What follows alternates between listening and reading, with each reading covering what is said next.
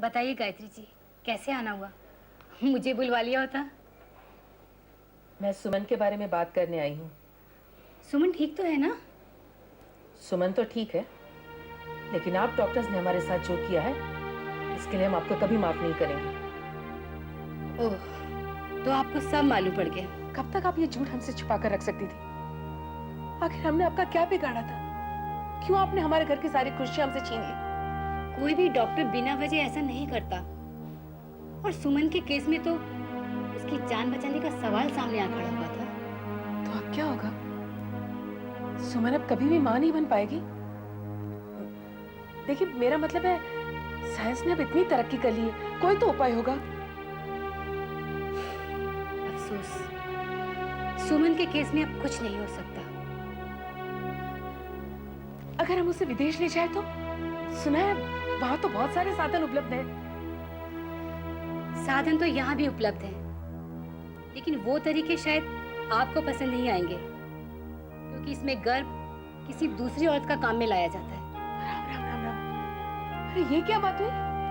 ये तो पाप है, पाप। मुझे बच्चा चाहिए, लेकिन अपने बेटे और बहू का ही।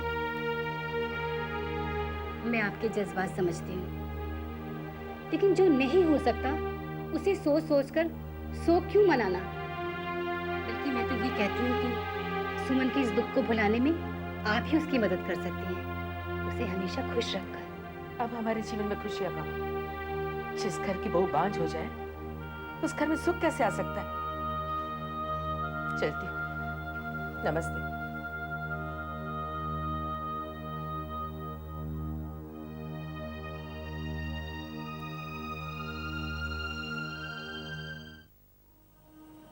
सुमन,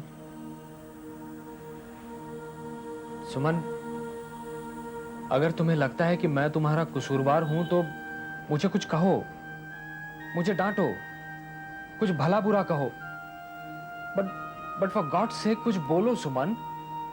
इस तरह चुप मत रहो, खामोश मत बैठो।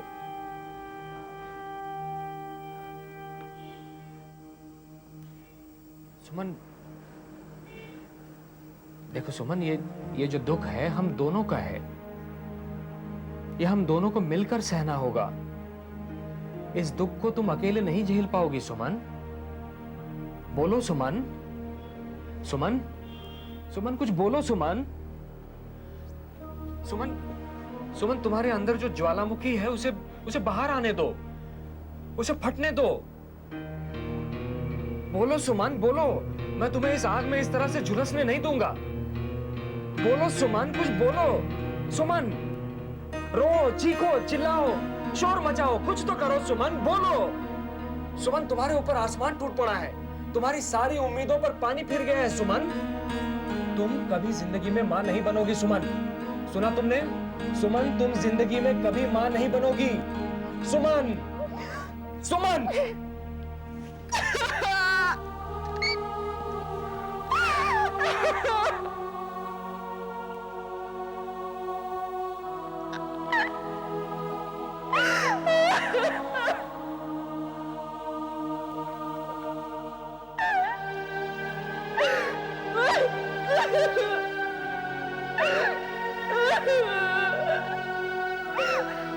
हमारे सारे सपने टूट गए, अमन। हमारे सपने टूट गए। नहीं सुमन, ऐसा नहीं कहते।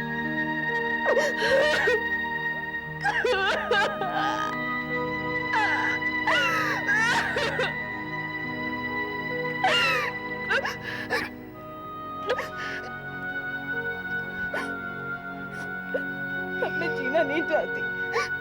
जीकर क्या करूंगी अमन? सुमन, क्या कहा तुमने? खबरदार ऐसी चीज फिर कभी अपने मुंह से निकाली। नहीं सुमन, मैं तुम्हारे बगैर नहीं जी सकूंगा। You know that, don't you? हाँ? तुम्हें मालूम है ना? मैं तुम्हारे बगैर नहीं जी सकूंगा। I need you. मुझे बच्चा नहीं चाहिए। I don't mind, but I can't live without you, Suman. I love you. सुमन, सुमन, हमें जिंदगी का सिर्फ दुख ही दुख हमेशा दिखाई देता है ना? मैंने तुम्हें पहले भी कहा था हॉस्पिटल में, हाँ? कि जिंदगी में सुख भी होता है और हर दुख के पीछे छुपा हुआ एक सुख का किरण होता है, आशा का किरण। हमें उस सुख के किरण को ढूंढना होगा सुमन। सुमन, हमें उस सुख के किरण को ढूंढना होगा। अब ये जीवन की वास्तविकता है। This is reality and we have to live with it, Suman. We have to live with it.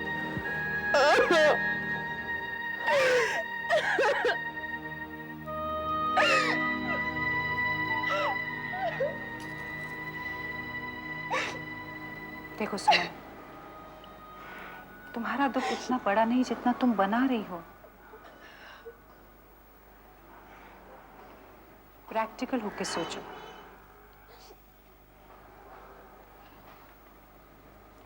सारी जिंदगी आगे पड़ी है तुम्हारे लिए। Please be practical.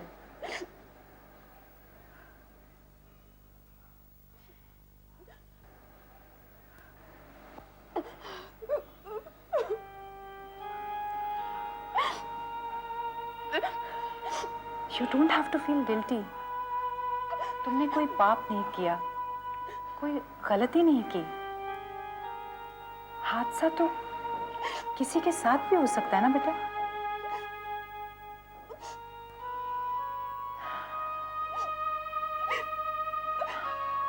इतना डिप्रेशन अच्छा नहीं बेटा। और फिर तुम चिंता क्यों करती हो? मैं हूं ना तुम्हारे साथ।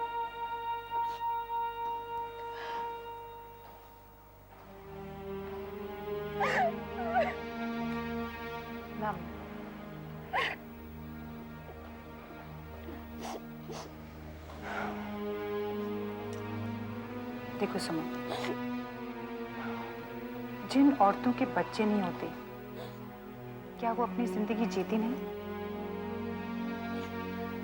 कुछ औरतें तो ऐसी होती हैं जो जानबूझकर बच्चा पैदा नहीं करती, क्योंकि उनकी सारी खुशियां, सारे सुख, एम्बिशन पूरे करने में ही उन्हें मिल जाती है।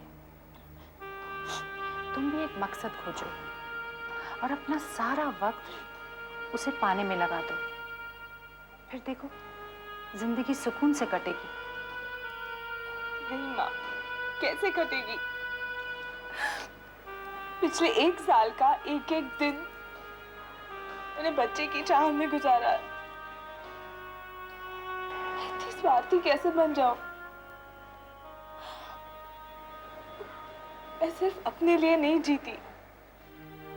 अमित है, मेरे सास ससुर है, देवर है, ननद है, उनका क्या?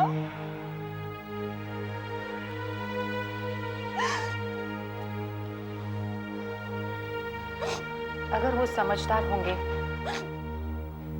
तो मेरी तरह सोचेंगे, और अगर ऐसा नहीं सोचेंगे तो फिर तुम उठकर यहाँ चले आना बेटा। क्योंकि जहां तक मैं गायत्री को जानती हूँ, वो बिना मतलब किसी से प्यार नहीं करती। नहीं मम्मा, फिर मैं कहूंगी कि आपने माँ जी को कभी समझा ही नहीं। मम्मा, माँ जी ना ऊपर से बहुत कठोर लगती है, लेकिन अंदर से वो बहुत सॉफ्ट है। मेरी बीमारी के दौरान उन्होंने मेरे लिए कितना किया है, वो अगर आप देखती ना तो उनके बारे में आप ऐसा कभी नहीं कहती।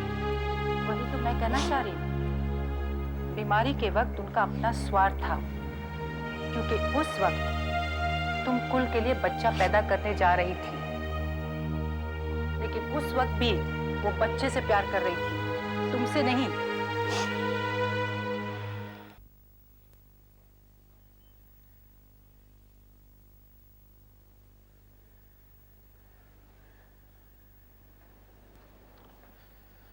इतनी उदास क्यों बैठी है? कुछ नहीं भैया, आप खाना खाएंगे? नहीं, तू खा ले, मैं चलता हूँ। भैया 1 मिनट यहाँ बैठिए प्लीज, मुझे आपसे कुछ बात करनी है। हाँ बोल। मुझे एक बात समझाइए कि इस घर में आखिर हो क्या रहा है? ना कोई ठीक से खाना खा रहा है 2 दिन से, ना कोई आपस में बात कर रहा है। क्या हो गया हमारे घर को? ये सब मेरी बेवकूफी है, ना मैं मुंह खोलता और ना। खैर, ये बता माँ कहाँ है? माँ कहीं बाहर गई हैं। बाबूजी अपने कमरे में सो रहे हैं और भाभी पिछले 2 दिन से अपने कमरे से बाहर ही नहीं निकली। पर ऐसा कब तक चल सकता है? मैं तो मना के हार गई, लेकिन कोई सुनता ही नहीं। भाभी अगर ऐसे ही उदास रहेंगी और कुछ खाएंगी नहीं तो डेफिनेटली बीमार पड़ जाएंगी। भैया भैया आप कुछ आइडिया लगाओ ना, कुछ कॉमेडी करो, किसी तरह से भाभी को मनाओ। हाँ चल एक प्लेट में खाना परोस दे, आज तो भाभी को खाना खिला कर ही रहेगा। ठीक है। चल जल्दी दे। भाभी का खाना बहुत जरूरी है, पता है। आराम से। मुझे तो बड़ी भूख लग रही है मीता। मेरी भी जान नहीं कर रही भूख के मारे। चल भाभी को किसी तरह मनाते। मान जाएंगे, विल ट्राई।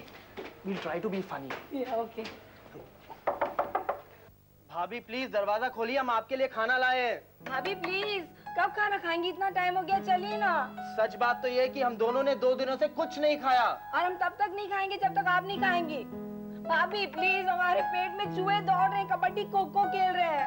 भाभी सोचिए, अगर मैं भूख से मर गया तो ठीक है, लेकिन अगर ये बेचारी मर गई तो इसकी आत्मा मरने के बाद न जाने भूख के मारे कहाँ कहाँ भटकती रहेगी। भाभी, अब हम लोग सच में भूख के मारे गिरकर मर जाने वाले हैं। हम समझ गए आपको हमसे बिल्कुल प्यार नहीं है, हमारी बिल्कुल चिंता नहीं, बिल्कुल फिक्र नहीं है। ठीक है भाभी, जा रहे हैं हम लोग, जा रहे हैं, अगले जन्म में मिलेंगे।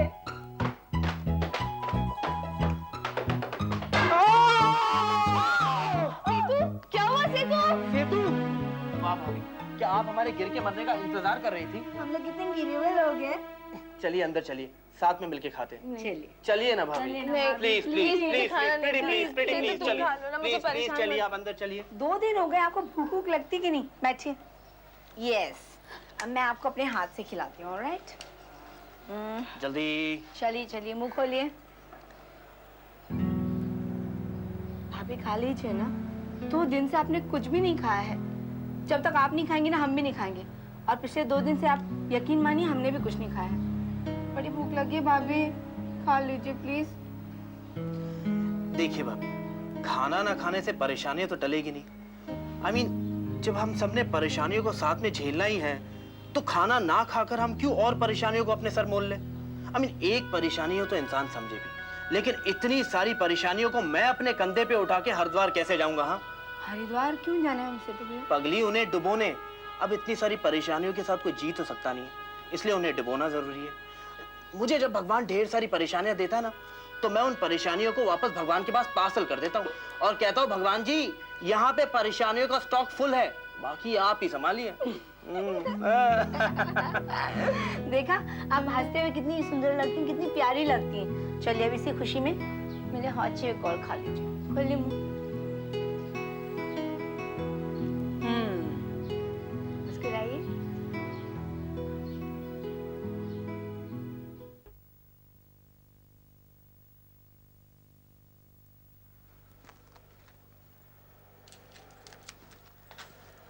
उठिए, दवाई ले लीजिए। लीजिए।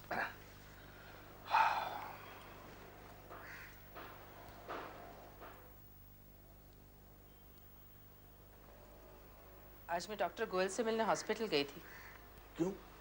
तुम्हारी तबीयत तो ठीक है ना? मेरी तबीयत अब क्या ठीक होगी? मैं तो सुमन के बारे में पूछने गई थी। क्या? यही कि जो हमने सुना है वो सच है या गलत, और अगर सच है तो क्या ऐसा कोई तरीका जिससे सुमन माँ बन सके? क्या कहा उन्होंने? उन्होंने तो सारे दरवाजे बंद कर दिए। उनके अनुसार सुमन अब कभी माँ नहीं बन सकती। सुमन बेचारी हंसती खेलती लड़की के जिंदगी में आंसू ही आंसू भर गए। ईश्वर ऐसी सजा किसी दुश्मन को ही मत दे। मैं तो जब भी उसे देखता हूं, उसका ख्याल मेरे मन में आता है, कलेजा मुंह को आने लगता है। लेकिन हम कर भी क्या सकते हैं? अब ये बोझ बेचारी को अकेली उठाना पड़ेगा। यही तो मैं भी सोच रहा हूँ कि ये बोझ उसे अकेली को ही उठाना है, और हम उसकी कोई मदद भी नहीं कर सकते। तो फिर क्यों ना उसे उसकी माँ के घर भेज दिया जाए? क्या क्या मतलब है तुम्हारा? ऐसे समय में उसे उसकी माँ के घर में भेज दें? हाँ, माँ के घर जाएगी, कामकाज करेगी तो मन लगा रहेगा। ये मैं उसकी भलाई के लिए कह रही हूँ। हामिद के साथ रहेगी तो बार बार बच्चे के बारे में ही सोचेगी, दोनों दुखी होते रहेंगे। कैसी बातें कर रही हो गायत्री तुम? यही वक्त है जब पति पत्नी को साथ लेना चाहिए। और फिर ये दुख उस अकेली का नहीं है, दोनों का है। और इस दुख को दोनों को साथ साथ भोगना पड़ेगा। और एक बात सोची तुमने? तुम उसे उसकी माँ के घर में भेज दोगी, दुनिया क्या कहेगी? कि माथुर साहब की बहू ने बच्चा नहीं जन्मा तो उसे घर से निकाल दी। अगर दुनिया की ही बात करते हैं तो दुनिया ये भी कहेगी कि हम एक ऐसी लड़की को बहू बना के घर में ले आए हैं जो कभी किसी को सुख नहीं दे पाई। एक बांझ लड़की के साथ शादी करवा के हमने अपने बेटे की जिंदगी बर्बाद कर दी है। चुप करो। दुनिया जानती है सुमन के साथ एक हादसा हुआ था जिस वजह से उसकी हालत हुई, वरना वो लड़की लाखों में नहीं करोड़ों में एक होगी। लेकिन इस वक्त हमारे लिए वो बेकार है। कोई भी तो सुख नहीं दे पाई उन्हें। एक ही सुख की तो आशा की थी उससे, वो भी पूरा नहीं कर सके। ऐसी लड़की को हम अपने घर में क्यों रखें? वो कोई लड़की नहीं, हमारी बहू है। और अगर शरीर के किसी अंग में जख्म हो जाए तो उसे काट कर नहीं फेंक दिया जाता, मरहम लगाकर, दवा लगाकर उसे ठीक किया जाता है। जख्म अगर सड़ जाए तो उस अंग को काटना पड़ता है ताकि बाकी शरीर में जहर ना फैले। और अगर अंग को काट दिया जाता है तो इंसान अपाहिज कहलाता है, और मैं अपाहिज की जिंदगी नहीं जीना। कौन कहता है अपाहिज बनकर जिए? मैं भी इस घर को बच्चों से भरा भरा देखना चाहती हूँ।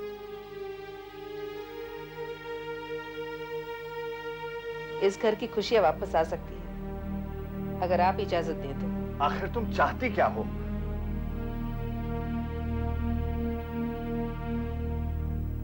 मैं अमित की दूसरी शादी करवाना चाहती हूँ। क्या?